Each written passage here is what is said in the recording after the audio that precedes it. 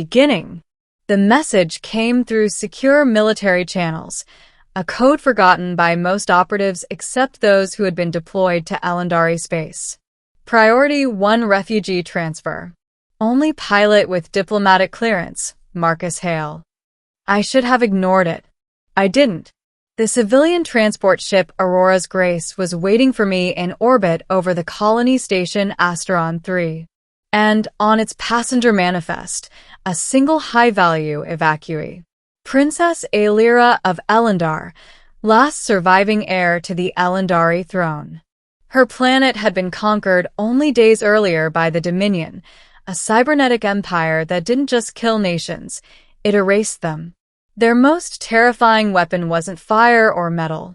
It was fear. When Aelira boarded my ship, the first thing I noticed was her silence.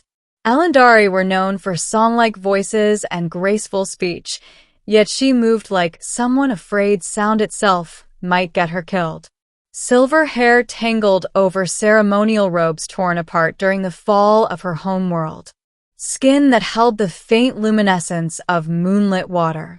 And eyes that looked like someone who had screamed until silence replaced sound. Her voice, when it came, was a whisper. "Thank you for coming for me, Commander Hale. You're safe here," I answered, though I wasn't entirely sure that was true. We departed immediately, running dark and silent. The route to the Trine Sanctuary would take 6 days if we remained undetected. But the Dominion was hunting her, and they did not forgive what defied them. For the first 2 days, nothing unusual happened. Then the ship's surveillance AI flagged something strange. Princess Aelira slept less than 20 minutes each night. She spent most nights pacing or sitting awake in the observation lounge, staring at passing stardust like someone expecting monsters in the dark. When I found her there, curled up with arms wrapped around her legs, she flinched at the sound of my footsteps. "You don't have to be afraid," I said gently. She shook her head. "It's not waking that scares me." Her throat tightened. I could tell she didn't want to say more. I didn't push. The next night, she didn't just look exhausted. She looked physically destroyed. Eyes bloodshot, hands trembling, pupils sharp with panic. "Aelira," I began softly. "When was the last time you actually slept?" Her breath hitched. "Sleep is a battlefield I cannot win." I didn't understand, not until she told me the darkest truth of the Dominion's invasion. They implanted something in our people. A parasitic consciousness. A dream leech. It thrives on terror. It hunts us when we sleep. Her whole body shook. My guards, my advisors, my family, they did not die only in battle. They died because rest became death. She lifted her trembling hands, showing burn marks on her temples, signs of failed medical attempts to extract the parasite. We discovered one weakness. If an Elandari is close to someone emotionally, if we feel safe, the parasite cannot breach our dreams. Her voice cracked. For 2 nights, I tried without help. Tonight, I fear I won't wake if I fall asleep alone. She swallowed hard. Then she asked, voice quivering, "Marcus, will you sleep with me?" Not a seduction. Not romance. A plea for life. The military code in my head screamed about protocol, boundaries, diplomatic collapse. But what I saw wasn't royalty. It was a terrified woman asking for shelter. "Yes," I said. "I'll stay with you." That night we lay fully clothed on opposite edges of her bunk, not touching, not speaking. But Aelira still slipped into nightmares. Her body convulsed, breath trapped in a strangled scream. I grabbed her hands on instinct, grounding her. "Aelira, it's okay. I'm here." Her eyes shot open, wild and desperate. When she saw me, she clutched my hands like a lifeline. "You keep me whole," she whispered, as if learning it in real time. She did not sleep again until dawn. She never let go of my hand. Middle. What began as protection turned into routine. Every night she reached for my hand like a habit born in fear. Every morning she thanked me with an Elendari gesture, forehead pressed to mine, a symbol of honor and trust. It should have stayed clinical, professional, a duty. But survival does strange things to two lonely people who only have each other in the void. Some of the memories hurt to recall. Like the afternoon, she traced the jagged burn scar across my chest, a mark left by a plasma blast during a failed rescue. "You carry pain with silence," she said. "So do you," I replied. And just like that, walls built over years began to crack.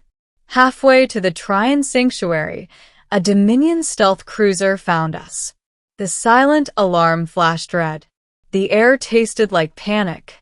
Their message came across encrypted bands. "Surrender the air. Everyone else may live." Alira looked at me, and in her eyes was acceptance, not of defeat, but of sacrifice. "They won't hesitate to kill you," she whispered. "Give them what they want." "No," I snapped. I didn't leave one war just to abandon someone again. I locked her hand in mine and threw the ship into evasive maneuvers. We darted into the nebula drift, a death maze of ion storms and asteroid shards. The Dominion cruiser followed, launching plasma fire that lit the void like exploding suns. "We won't make it," the AI warned. Alira gasped. "Marcus, let me try something." She gripped my hand tighter, both hands now, as if anchoring her entire soul to mine. "You make me feel safe." That emotion, it weakens the parasite, but it also amplifies my own psychic resonance. Her voice trembled. "I might confuse their sensors if we stay connected." "Do it," I said, without hesitation. The moment her palms pressed to mine, I felt her energy surge, a warmth like starlight spreading through my chest. The Dominion's targeting computers glitched violently. Their lock failed. Their weapons misfired. "Now," she cried. I banked the ship into a cluster of dense asteroids. The Dominion vessel followed, blind to distance, and collided with a tumbling rock the size of a carrier.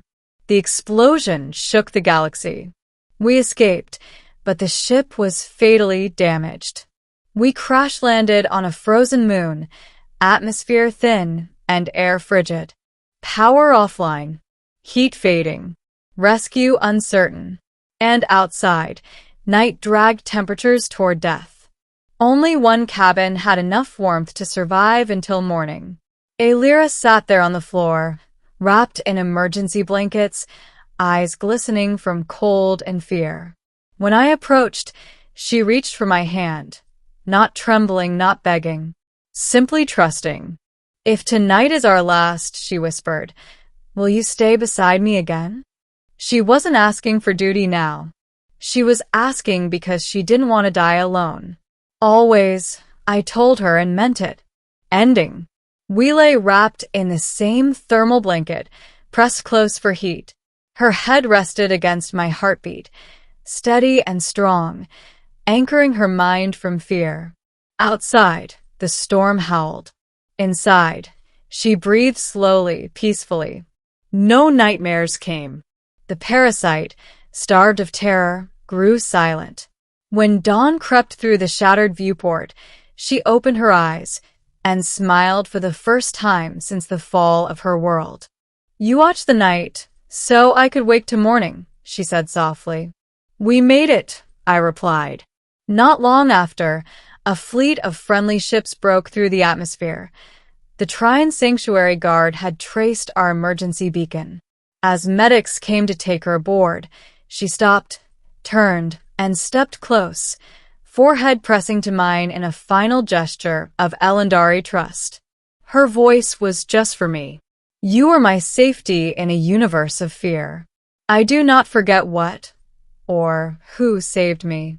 She squeezed my hand one last time. Then, instead of walking away as royalty from a soldier, She gently lifted my hand to her chest, heart beating fast beneath her skin. "If they ask where you belong," she whispered, "tell them you stand with me. A promise, not an order." And when the rescue escort led her up the ramp toward her new life, she never broke eye contact, as if silently telling me, "This story isn't ending. It's beginning."